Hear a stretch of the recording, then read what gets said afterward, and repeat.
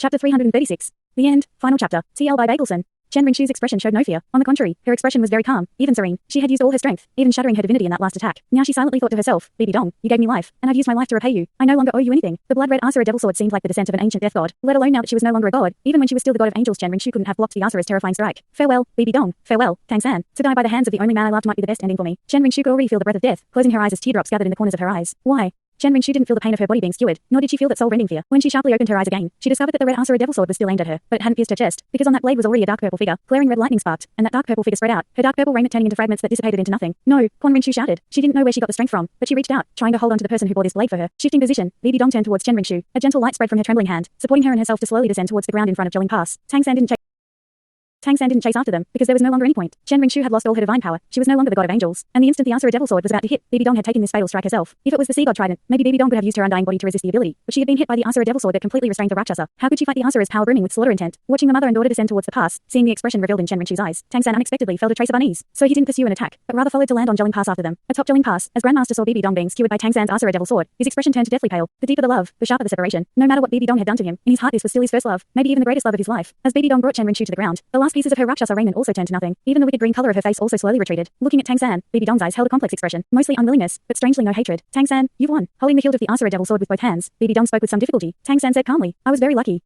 Originally it should have been you too. Bibi Dong smiled. Now the green in her complexion was completely gone, her expression no longer malevolent, but rather restored to her original noble beauty, save a bit one. Xiaogang once said that luck is also a strength. You are a god. Of course you can see that we have no further strength to fight. The Asura devil sword has already brought my life to an end. Could you let me see Xiaogang again? I have something to tell him. Tang San looked up at the top of the walls. Just then, fiery wings unfolded, and a giant flaming dragon carried Grandmaster from the top of the walls to the ground. Lu Erlong had brought Grandmaster in her fire dragon avatar. On the Spirit Empire's side, Hulina was dashing this way like mad. Teacher, flirting to the ground. Lu Erlong returned to human form, supporting the somewhat unsteady Grandmaster, her eyes filled with hostility towards Bibi Dong. Even once her love rival was dead, this enmity would never fade. Xiaogang. Seeing Grandmaster land in front of Jelling Pass, Bibi Dong unexpectedly blushed and seemed a lot more spirited. Grandmaster looked at her without speaking, but the expression in his eyes was even more complex than Bibi Dong's had just been. Xiaogang, when I was Rakshasa, was I very ugly? Bibi Dong touched her face, speaking with some regret. Teacher. Hulina finally caught up, falling to the ground next to Bibi Dong. She and Chen Ringshu already had cheeks covered with tears. Don't be noisy. Don't bother me and Xiaogang. Bibi Dong looked sternly at Hulina, just like a martial instructor rebuking a student. Her touching appearance was very unlike someone about to depart this world. Hulina and Chen Ringshu couldn't help being a bit stunned. Returning her gaze to Grandmaster, Bibi Dong's eyes were distressed. Xiaogang, don't you hate me? Even if you say nothing. I know. Back then I hurt you. How could you forgive me? But, do you know? You are the man I loved the most in this life. In the past. Now. Forever. You lie. If you really love him, how could you destroy our blue lightning tyrant dragon clan? Kill all our family. Lu Erlong roared. Bibi Dong shot her a disdainful glance. Do you think me as weak as you? Xiaogang was rejected and humiliated by that family, don't you know? What did you do for him? What you couldn't do, I did for Xiaogang. All the people who dared hurt him, humiliate him, I let none of them off. The blue lightning tyrant dragon clan is gone, and Xiaogang's worries are also gone. Isn't that so? As she spoke, she suddenly smiled cheerfully, as purple black blood slowly seeped from the corner of her mouth. You're insane. Grandmaster's voice trembled, but he finally spoke. Bibi Dong's expression changed. Looking at Grandmaster, her eyes seemed hysterical. Yes, I am insane. But Xiaogang, do you know why I'm insane? Don't you remember, back when we were together, did I look like I do know? Tears finally rolled from Grandmaster's eyes. That Bibi Dong is already dead. Bibi Dong smiled, and her smile was brilliant. Yes, you're right, that Bibi Dong is dead. She died the moment she left you. She no longer had that gentle kindness. All that remained was a dark heart, a heart filled with revenge. Xiaogang, I'm about to leave this world, so I want you to know why I left you back then. I think there's something you've always wanted to know. Cough cough. Bibi Dong suddenly coughed, spitting out even more purple black blood foam. Don't speak. Chen Ringshu said anxiously. Bibi Dong shook her head. No, if I don't speak now, I'll never have the chance. I have to tell him, and tell you. Halting a moment, the blush on her face became increasingly clear. Back then, me and Xiaogang loved each other. Even though he wasn't the formidable Grandmaster, he still possessed wisdom others did not. See, I know why his face is so stiff. I know that because I left he could no longer smile. That day, I still clearly remember that day. At night, the stars shone. My teacher suddenly came. He asked me what my relationship with you was. Xiaogang, you know that teacher was the person I respected the most. He wasn't just the supreme pontiff of Spirit Hall. At the same time he taught me everything I knew. Chen Ringshu's eyes contracted. Bibi Dong was speaking about her father. So, I didn't hide anything from teacher. I told him about our relationship. Then, teacher's expression grew ugly. He said that I'm a genius of Spirit Hall. I possess twin spirits. I wasn't allowed to have emotions for some outside man. And even less have relations with your blue lightning current dragon clan. I would never be allowed to leave Spirit Hall. Only you were in my heart. So I argued with teacher, stood up for us. I told him that I loved Xiaogang and would be together with you even if I had to leave Spirit Hall. Teacher suddenly grew insane. He knocked me unconscious. When I woke up my whole body hurt. I was laying naked in a secret chamber in Spirit Hall. He, that animal, sat next to me. Do you know what he said? He told me that he would keep me in Spirit Hall no matter what contemptible means he had to use. He also told me, you're already unclean. Your body belongs to me now. Do you still have face to be with that man? If I didn't leave you, he would have killed you. Everyone was stunned as they listened to Bibi Dong. They could deeply feel the grief in her words. That time, my first thought was to die, but I couldn't. I understood him too well. If I died he would take his anger out on you. He would kill you. I had to heartlessly go find you, and tell you, that we were only together for your knowledge, because that was the only way I could protect you, the man I loved. With a thumb, Grandmaster fell to his knees. No, this isn't true. You're lying to me, right? The love of a lifetime, and a lifetime of hatred, and when it all settled he discovered he had been wrong. How could Grandmaster easily accept that feeling? Bibi Dong spoke calmly. This is my daughter, mine and his. Not long after that time I discovered I was pregnant. I hated him, and I hated all of Spirit Hall, and I hated this child even more. I tried countless times not to have this child, but he sealed me in Spirit Hall, guarding me every day until she was born. Raising her head, Bibi Dong looked at Chen Ringshu. I know you hate me too. That's right. I can promise you that even though Tang Hao injured your father back then, his end came by my hand. I butchered that animal with my own hands. The monster that raped me. You should hate me. I'm the foe that killed your father, and I took any responsibility as a mother. I've always thought I was right, until just now. Just then when Tang San used that Guanyin Chia and you knocked me aside. I knew I was wrong. Children are blameless. I shouldn't have placed that hatred on you. All I can do for you is this sword. Chen Ringshu shook, her lips trembling. No. Just like Grandmaster had always hated Bibi Dong, the figure of her father had always stood tall in her heart. But Bibi Dong was dying. She had no reason to lie like this now. She was wrong, and Grandmaster was wrong. Bibi Dong still smiled. She smiled despite the tears streaming down her cheeks. I caused so much death, so much harm. My death is fair. I hate this world, so I wanted to take revenge on the world. I wanted to ruin Spirit Hall, ruin the world, and ruin myself. Bibi Dong. Grandmaster threw himself forward on his knees to Bibi Dong's side, grasping her ice-cold hand. Why did you never tell me?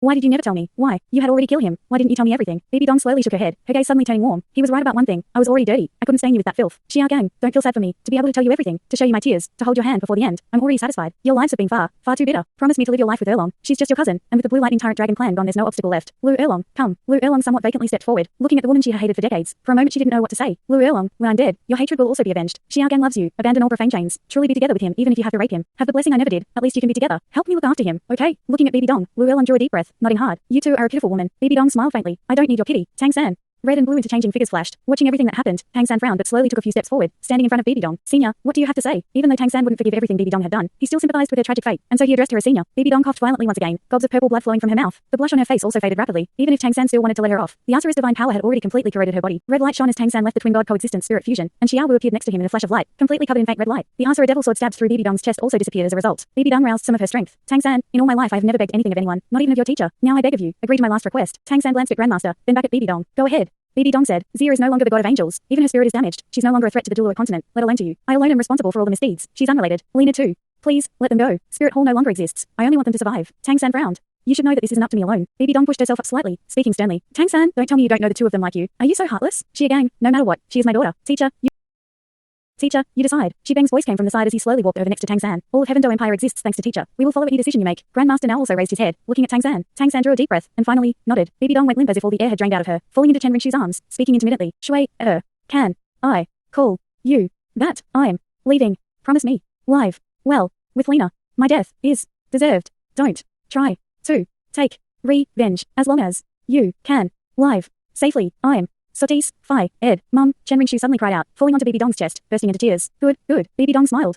As she heard Chen Ringshu's shout, her eyes filled with satisfaction and kindness. Slowly reaching up, she seemed to want to stroke Chen Ringshu's head, but her hand only reached halfway. Time seemed to stand still. As Chen Ringshu suddenly felt the body stiffen, she raised her head to see Bibi Dong's pale hand fall to the ground. She quickly reached out and held Bibi Dong's hand to her face. Mum, Donga. Grandmaster tightly grabbed Bibi Dong's arm, weeping loudly. Bibi Dong, Supreme Pontiff of Spirit Hall, founder of the Spirit Empire, the first Empress, passed away before Jolling Pass. Lu Erlong tightly held Grandmaster from behind, tears streaming from her eyes. Xia Gang, you still have me. You still have me. Tang San slowly turned around. He had never thought this was how it would end. Holding Xia Wu's hand, he pulled her in front of him, then tightly held her in his arms. Even though they had to go through many twists and turns and suffer countless times, in the end they could still be together. In that way they were more fortunate than Grandmaster and Bibi Dong. He didn't go to console Grandmaster. With Grandmaster emotional frailty, only Lu Erlong was best suited to soothe his grief. It's over. It's all over. Tang San sighed deeply. Shui Bang stepped up next to him. Yes, everything is over. Teacher, you gave the Empire the chance to continue existing. I was too powerless. I don't know what to say. I can only say that in the future, your word is the Empire's law, including myself. None may refuse. Tang San waved his hand. It's over, and so it's time for me to step back. I never wanted to join in or be part of any war. All I did was for myself, for my friends and for my family. I only want you to forge your own road in the future. Shui Bang spoke deferentially. The Spirit Empire need not trouble, teacher. I will deal with it personally. Tang San looked at Shui Bang, his gaze suddenly serious. Shui Bang, promise me 4 things. Shui Bang nodded without the slightest hesitation. Speak, teacher, as long as I can do it, I will comply without fail. Tang San said.